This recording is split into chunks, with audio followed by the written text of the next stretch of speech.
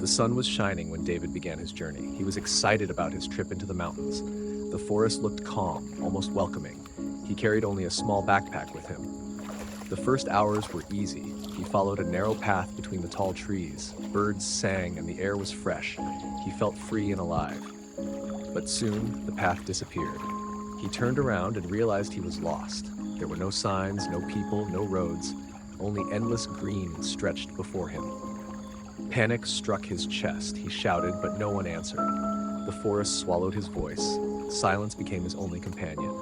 David forced himself to stay calm. He remembered the first rule: never give up. He looked for water. After hours, he found a small stream. He drank deeply. The cold water gave him strength. He followed the stream, hoping it led somewhere, but it twisted deeper into the wilderness. Night arrived quickly. Darkness covered the forest like a blanket. Strange sounds echoed around him. He built a small fire with shaking hands. The fire kept him warm. It also kept the animals away. He sat close to the flames. He whispered, "I must survive." Days turned into a test.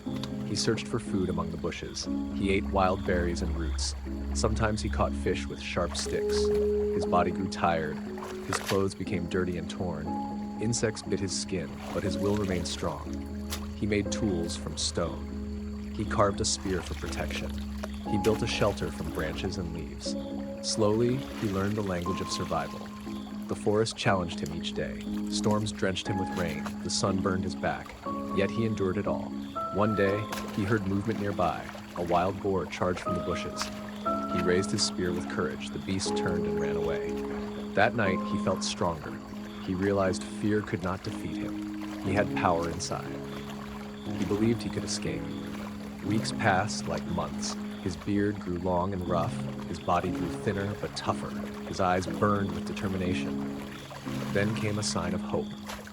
He noticed footprints in the mud. They were not his own. Other humans had been here. He followed them with excitement. His heart raced faster than his legs.